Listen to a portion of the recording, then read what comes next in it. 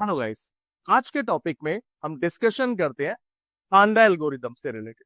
देखिए, previous video में हम लोगों ने डिस्कशन करा कुछ कंटेंट से रिलेटेड इंपॉर्टेंट पैरामीटर्स का, जिसमें हम लोगों ने देखा कि हमें एसईओ फ्रेंडली कंटेंट को यूज करना चाहिए अपनी साइट पे, जिससे सर्च इंजन्स यूजर के एस्पेक्ट में हम उसको यूज करें, ताकि सर्च इंजन जब हमारी वेबसाइट को क्रॉल करें या यूजर जब यहाँ पर विजिट करे तो उन्हें प्रॉपर इंफॉर्मेशन रिसीव हो मेरी वेबसाइट से। जब हम डिफरेंट तरीके का कंटेंट अपनी वेबसाइट पर यूज करेंगे एंड डिफरेंट टॉपिक से रिलेटेड कंटेंट यूज करेंगे अपनी साइट पे, बट क्या उस कंटेंट को पॉजिटिव इंपैक्ट मिलेगा गूगल से, किसी भी सर्च इंजन से, या नेगेटिव इंपैक्ट यहां पर मिलेगा? ये सभी मायने डिपेंड करते हैं गूगल की एल्गोरिदम से रिलेटेड। गूगल की एल्गोरिदम से रिलेटेड आज हम एक इंपॉर्टेंट एल्गोरिदम के बारे में डिस्कशन करते हैं, जो है पांडा से रिलेटेड।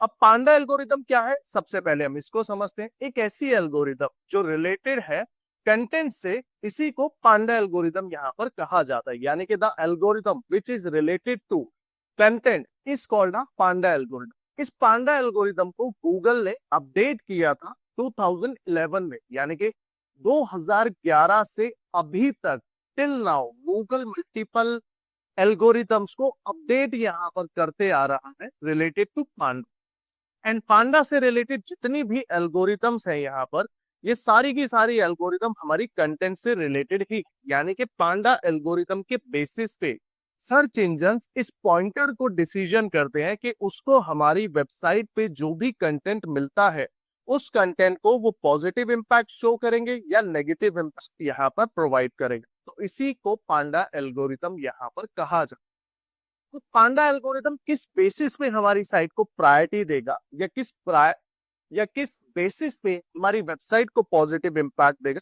इसको समझना बहुत जरूरी है। देखिए, हम जितना भी टेक्स्ट कंटेंट, मैं टेक्स्ट कंटेंट की यहाँ पर बात कर रहा हूँ, हम जितना भी अपनी वेबसाइट पर टेक्स्ट कंटेंट यूज करेंगे या जितना भी टेक्स्ट कंटेंट हम लोग अपडेट करेंगे अपनी वेबसाइट पे, सो ऑलवेज आप लोगों को फ्रेश कंटेंट ही यूज करना है। फ्रेश कंटेंट से कहने का मतलब है कि ऐसा कंटेंट हम लोगों को यूज करना है जो कंटेंट किसी वेबसाइट पर पहले से अवेलेबल ना। अब क्यों इस बात को बोलता है, सिंपल एजेंट आप समझिए। आप सभी लोगों को याद होगा वेबसाइट इंडेक्सिंग एंड क्रॉलिंग वाली क्लास, ये हर एक्टिविटी के साथ में कहीं ना कहीं यूज किया गया। अब इस वेबसाइट को गूगल ने क्रॉल करा, ये ए वेबसाइट थी एंड इस वेबसाइट पे मल्टीपल टॉपिक से रिलेटेड इंफॉर्मेशन अवेलेबल थी। अब इसी इंफॉर्मेशन को कॉपी करके बी वेबसाइट ने अपने पेजेस पे पेस्ट यहां पर कर, ये कभी ना कभी तो बी वेबसाइट को भी सर्च इंजन स्क्रॉल करेगा। अब ए पे जितना भी कंटेंट यहाँ पर अवेलेबल था, ये सारी इंफॉर्मेशन तो गूगल के डेटाबेस में चली गई। किस वेबसाइट से गई? ए वेबसाइट से। जब बी वेबसाइट से इंफॉर्मेशन को लेकर गूगल डेटाबेस तक गया तो उसने देखा कि ये कंटेंट तो ऑलरेडी उसके पास अवेलेबल, एंड ये कंटेंट किस वेबसाइट से उसके डेटाबेस में गया? ए वेबसाइट से। तो अब आप लोग सोचिए, जब ऑलरेडी उसके डेटाबेस में वो कंटेंट अवेलेबल, तो क्या बी वेबसाइट को वो यहाँ पर पॉजिटिव इंपैक्ट प्रोवाइड करेगा? नहीं करेगा, बिल्कुल भी करेक्ट।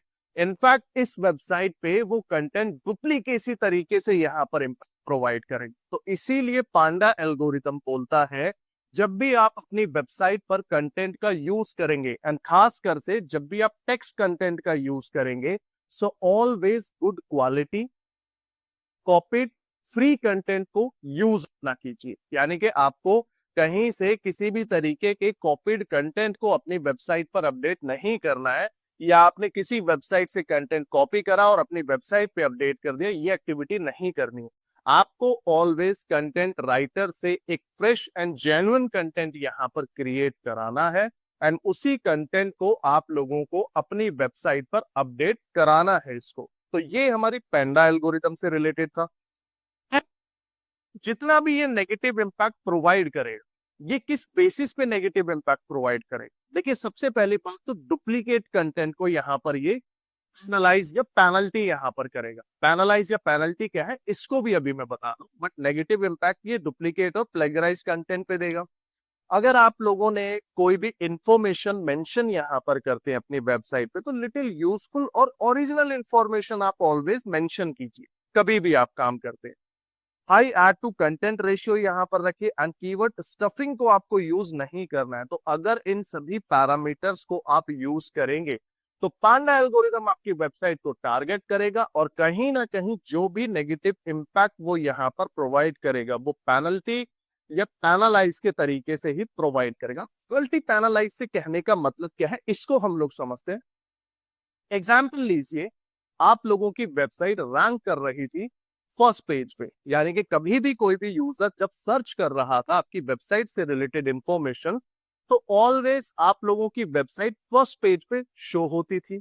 बट गूगल ने पेनल्टी आपकी वेबसाइट को प्रोवाइड कराया, तो आपकी वेबसाइट की रैंकिंग को इमीडिएट बेसिस पे वो डाउन यहां पर कर देगा। इसी को पेनल्टी कहा जाता है। यानी कि आपकी वेबसाइट जो अभी तक सर्चेज में फर्स्ट पेज पे शो होती थी, उस रैंकिंग को फर्स्ट पेज की जगह वो 10th page, 15th page, 6th page, किसी भी पेज पर पीछे ड्रॉप यहां पर कर दे। इसी को पेनल्टी यहां पर कहा जाता है। एंड सेम एस्पेक्ट पे पेनलाइज से कहने का मतलब है हमारी वेबसाइट से रिलेटेड इंफॉर्मेशन जितनी भी गूगल के डेटाबेस में अवेलेबल थी, उस सभी इंफॉर्मेशन को परमानेंटली वो अपने डेटाबेस से डिलीट कर दे। परमानेंटली डिलीट कर दिया तो मेरी वेबसाइट से रिलेटेड कभी भी कोई भी यूजर इंफॉर्मेशन गूगल पे जाके फाइंड करेगा तो मेरी वेबसाइट से रिलेटेड कोई भी रिजल्ट उसको सर्चेज में नहीं मिले। ये पैनलाइज होता है। सो ऐसी दो तरीके की नेगेटिव इंपैक्ट पांडा एल्गोरिदम हमारी वेबसाइट पर प्रोवाइड कराएगा। बट ये सबसे ज्यादा चीजें डिपेंड करेंगी कि आपकी वेबसाइट पे जो कंटेंट अवेलेबल है उस कंटेंट को आप लोगों ने किस तरीके से ऑप्टिमाइज किया है। अब मान के चलिए आपकी वेबसाइट पर 50 पेज थे, 50 के 50 पेजेस पे आपने हद से ज्यादा डुप्लीकेट कंटेंट का यूज किया हुआ था, तो डेफिनेटली पैनलाइज भी यहाँ पर कर सकते हैं। बट आपके कुछ पेजेस थे जिसपे आपने 7-8 पेजेस पे डुप्लीकेट कंटेंट यूज किया हुआ, तो वो पेनल्टी भी यहाँ पर दे सकते हैं। अब सबसे बड़ा सवाल कि हम ये कैसे चेक करें कि गूगल ने पांडा एल्गोरिथम का रिसेंटली कौन सा वर्जन अपडेट किया है। देखिए, पांडा एल्गोरिथम की स्टार्टिंग गूगल ने 2011 से की थी एंड आज तक ये एल्गोरिथम वो कभी ना कभी डिफरेंट टाइम स्लॉट पे डिफरेंट डे पे लॉन्च करता है यहाँ पर रहता। अब हम इसको कहां पर जाके चेक करें, सबसे पहले हम ये पॉइंट देखते हैं। आप सभी लोग एक ऑप्शन का यहां पर यूज करेंगे, गूगल मोज अपडेट। एक इस प्लेटफॉर्म को आप लोगों ने विजिट करना है। मोज ऑप्शन जो यहां पर आप देख रहे हैं, गूगल एल्गोरिदम अपडेट हिस्ट्री, ये गूगल का ही एक प्लेटफॉर्म है जिस पर सारे एल्गोरिदम से रिलेटेड हिस्ट्री अवेलेबल है। यानी कि किस एल्गोरिदम को उसने कब लॉन्च करा, ये सारी इंफॉर्मेशन इस पे अवेलेबल। यहाँ पर आप देख सकते हैं कि गूगल ने सिंस 2014 और उससे पहले के भी डेटाबेस से रिलेटेड सारी इंफॉर्मेशन यहाँ पर मिलेगी। देख रहे हैं 2025 रिसेंटली गूगल ने कोई एल्गोरिथम अपडेट यहाँ पर किया है, फिर अननेम्ड एल्गोरिथम यहाँ पर एक शो कर रहा है, तो दिसंबर। तो ये सारी एल्गोरिथम हम टॉपिक टू टॉपिक यहाँ पर डिस्कशन करेंगे। बट अगर अभी हम लोग बात करें कंटेंट से related, that is Panda algorithm. तो यहीं पर हम एक सर्च करते हैं पांडा एल्गोरिथम से रिलेटेड। आप देख रहे हो ये कब कब इसने डिफरेंट डिफरेंट टाइम पर पांडा एल्गोरिथम को यहाँ पर लॉन्च करा है। सितंबर में दे रहा है 2014 में, फिर इसी के बाद 19th मई को यहाँ पर शो कर रहा है एंड देन 16th मई को यहाँ पर शो कर। तो अलग अलग आप देख रहे हैं ईयर में, मंथ में यहाँ पर हमें एल्गोरिदम से रिलेटेड इंफॉर्मेशन देखने के लिए मिल रही। तो ये जितनी भी एल्गोरिदम को इसने लॉन्च यहाँ पर कर पांडा से related, all algorithms are related to content से रिलेटेड थी। यानी कि अगर कंटेंट आपका बेटर है आपकी साइट पे तो ये आपकी रैंकिंग को बूस्ट करेगा, पॉजिटिव इंपैक्ट देगा, प्रायोरिटी देगा एंड उसकी विजिबिलिटी को इंप्रूव कराने में हेल्प यहाँ पर करेगा। एंड वहीं पर अगर आप इसका उल्टा यूज करते हो तो आपकी वेबसाइट के लिए नुकसान यहाँ पर करके चलेगी। क्लियर है? अब सबसे बड़ा सवाल यहाँ पर आता है, क्या हमें जब कंटेंट की यहाँ पर बात होगी तो क्या ये जो कैरेक्टर्स यहाँ पर लिखे हुए वाई, चूज, अस, क्या इन वर्ड्स पे भी वो डुप्लीकेसी देगा? नहीं। देखिए, छोटे छोटे वर्ड्स पे कभी यहाँ पर डुप्लीकेसी नहीं मिलती है हम लोगों की वेबसाइट को। ऑलवेज जितनी भी डुप्लीकेसी यहाँ पर हमें मिलती है वो एक बिग अमाउंट ऑफ कंटेंट पे हम लोगों को मिलेगी ऑलवेज। ठीक है? अब जैसे यहाँ पर अगर हम लोग आते हैं, छोटे छोटे कंटेंट इस पे लिखा हुआ आ रहा है, तो छोटे कंटेंट पे कभी इतना नेगेटिव इम्पैक्ट हमें नहीं देगा। बट सेम एस्पेक्ट पे आप यहाँ पर देख रहे हैं, ये जो यहाँ पर एक लार्ज वर्ड्स में हम लोगों ने कंटेंट यहाँ पर यूज किया हुआ, अगर इस टाइप के कंटेंट को मैं डायरेक्टली कॉपी करके अपनी वेबसाइट पर यूज कर लूं, तो इस तरीके के कंटेंट को वो यहाँ पर नेगेटिव इम्पैक्ट इसमें डेफिनेटली प्रोवाइड करेगा। तो इसीलिए जब भी आप अपनी वेबसाइट पर कंटेंट अपडेट करें, सो कंटेंट के साथ में सिर्फ क्वालिटी की बात ना करें, क्वालिटी के साथ में यहाँ पर उसके एक फ्रेश कंटेंट की भी बात यहाँ पर करनी। आप कोशिश कीजिए कि कभी भी डुप्लीकेट कंटेंट को आप यहाँ पर यूज ना करें। ये आपकी वेबसाइट के लिए बहुत ही ज्यादा हेल्पफुल है। एंड ट्रस्ट मी, जब भी वेबसाइट पांडा एल्गोरिदम से इम्पैक्ट होती है, तो वेबसाइट की रैंकिंग को बहुत ज्यादा यहाँ पर हार्म होता है। एंड उसी के बेसिस पे जब हम अपनी वेबसाइट की विजिबिलिटी को फिर इंप्रूव करने की कोशिश करें, तो बहुत ही ज्यादा यहाँ पर चैलेंजेस हम लोगों के लिए होते हैं। सो इसीलिए कंटेंट को प्रॉपर मैनर में ऑप्टिमाइज आपको करना ही करना है अपनी वेबसाइट को। और ये किस तरीके की वेबसाइट को नेगेटिव इंपैक्ट देगा? जो हद से ज्यादा कीवर्ड्स को उसमें यूज कर रहे हैं, यानी कि कीवर्ड स्टफिंग कर रहे हैं, डुप्लीकेट कंटेंट को यूज यहाँ पर कर रहे हैं, कॉपीड कंटेंट को यूज यहाँ पर करें, और कोई भी रेलिवेंट काइंड ऑफ इंफॉर्मेशन अपने कंटेंट के थ्रू नहीं। सो इसी तरीके की वेबसाइट्स को ये ऑलवेज नेगेटिव इंपैक्ट प्रोवाइड कराता है। अब सबसे बड़ा सवाल यहाँ पर आता है, हम कैसे इस चीज को जज करें कि जो मेरी वेबसाइट पर कंटेंट अवेलेबल, ये कंटेंट फ्रेश है या डुप्लीकेट कंटेंट है? ये मैं कैसे यहाँ पर चेक करूं? ये मेरे पास सबसे बड़ा एक सवाल यहाँ पर। अब देखिए, आप इसके लिए काफी सारे टूल्स यहाँ पर अवेलेबल है, एंड वो टूल्स आते हैं प्लेगरिज्म चेकर के नाम से। आप इनसे रिलेटेड किसी भी टूल का यूज कर सकते हैं। अब जैसे एक स्मॉल एसईओ टूल्स दे रहा है, one of the best site है, ग्रामरली से रिलेटेड आ रहा है, एंड डुप्लीकेट चेकर यहाँ पर। सो आप इनमें से किसी भी वेबसाइट को यहाँ पर यूज कर सकते हैं। अब जैसे इस वेबसाइट को मैंने यूज कर, यहाँ पर आपको अपना कंटेंट इस पे शेयर करना है, जिस भी कंटेंट के लिए आपको डुप्लीकेसी चेक यहाँ पर करनी है।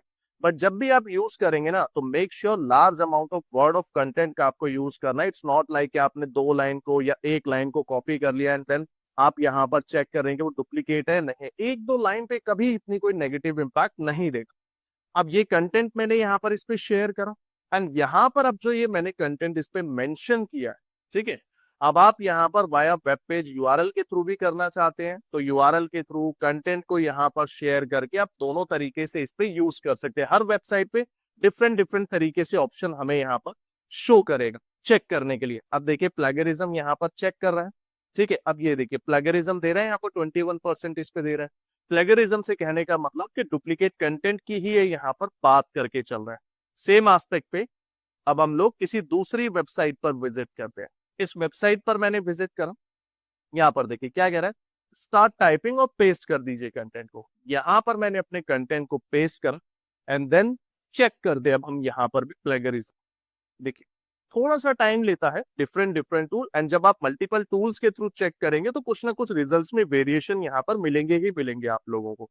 ये देखिए अभी यहाँ पर चेक कर रहा है, इसने जो कंटेंट यहाँ पर देखा, जो कंटेंट हम लोगों ने शेयर किया है, अभी उसमें 36% का प्लेगरिज्म दे। एंड इसी दौरान में काफी सारे टूल्स आपको पेड सब्सक्रिप्शन के लिए भी बोल सकते हैं। तो बेटर है कि हम फ्री ऑफ कॉस्ट वाले ही टूल्स का यहाँ पर यूज करें, क्योंकि ये बहुत ज्यादा एक बड़ी एक्टिविटी नहीं है और इसमें कोई एक्सपेंसिव टूल की हम लोगों को रिक्वायरमेंट नहीं है। देखिए इसने यहाँ पर क्या बोला, 100% प्लेगरिज्म, ये बोल रहा है 0% यहाँ पर इसने यूनिक बोला, यानी कि ये जो कंटेंट यहाँ पर अवेलेबल है, ये कहीं ना कहीं एक डुप्लीकेट कंटेंट अवेलेबल साइट पे। अब सोचिए आप इस तरीके की वेबसाइट का एसईओ परफॉर्म करने जा रहे हैं और उस वेबसाइट पर भी यहाँ पर कंटेंट आपको डुप्लीकेट मिलता है, करेक्ट? तो आप इमेजिन कीजिए अगर इस तरीके की वेबसाइट का आप एसईओ परफॉर्म कर रहे हैं एंड आपने उस कंटेंट का प्लेगरिज्म ही चेक नहीं करा, तो क्या अब आपको यहाँ पर दिक्कत आएगी या नहीं आएगी? तो ये आपकी जिम्मेदारी बनती है, ये आपकी रिस्पॉन्सिबिलिटी बनती है हमेशा इस पॉइंट को चेक करने की कि जिस कंटेंट को मैं यहाँ पर एनालिसिस करने जा रहा हूँ, जिस वेबसाइट पे मैं एसईओ परफॉर्म करने जा रहा हूँ, उस वेबसाइट का कंटेंट ओरिजिनल है या डुप्लीकेट है। अगर डुप्लीकेट कंटेंट है एंड आप एसईओ वहां पर परफॉर्म करने जा रहे हैं, अनेक टाइम पे पांडा एल्गोरिदम को लॉन्च करा गूगल ने कभी, एंड आपकी वेबसाइट पे यहाँ पर नेगेटिव इंपैक्ट आ गया, तो सोच के चलिए हमारी वेबसाइट को तो कितना बड़ा नुकसान हुआ। एंड उसका पूरा पूरा श्रेय किसको जाएगा? आपको, क्योंकि आपने उस चीज को यहाँ पर एनालिसिस नहीं किया। तो जब हम लोगों ने ऑन पेज का डिस्कशन किया था, क्या था मतलब? एरर्स एंड इश्यूज को फाइंड करना। तो इन्हीं सभी पॉइंटर्स के अकॉर्डिंग आपको इस कंटेंट को चेक यहाँ पर करना हो। देखिए ये कंटेंट मैंने चेक करा, अब रैंडमली मैं किसी दूसरे कंटेंट को यहाँ पर चेक करता हूँ। लेट्स सी, मैं इस कंटेंट को यहाँ पर कॉपी किया एंड इस पे मैंने शेयर किया कंटेंट को। अब मैं इसके लिए चेक करता हूँ एंड यहाँ पर देखिए 86% है, तो 86 और 100% में ज्यादा तो मेजर कोई डिफरेंस नहीं आता, ऑलमोस्ट सिमिलर ही है रिजल्ट यहाँ पर। अब मैं इस वेबसाइट के लिए इस कंटेंट का चेक करता हूँ दूसरी साइट के लिए। ये देखिए, अब इसका देखते हैं यहाँ पर क्या शो करता है मुझे। देखिए अभी तो 0% यहाँ पर, 80% प्लेगरिज्म, 20% इस पे भी यहाँ पर डुप्लीकेट है कहीं ना कहीं, देखे चलो। अब इस वेबसाइट पर क्या डेटा मुझे देता है, इसके लिए भी हम चेक करते हैं। ये देखिए 100% प्लेगरिज्म, यानी कि कहीं ना कहीं इन्होंने भी कॉपीड कंटेंट को यूज यहाँ पर किया हुआ है। तो इन्हीं सभी पैरामीटर्स पे आप किसी भी तरीके की वेबसाइट पर कंटेंट को एनालिसिस कर सकते हो। आई होप ये फंडामेंटल यहाँ पर सभी को क्लियर हो।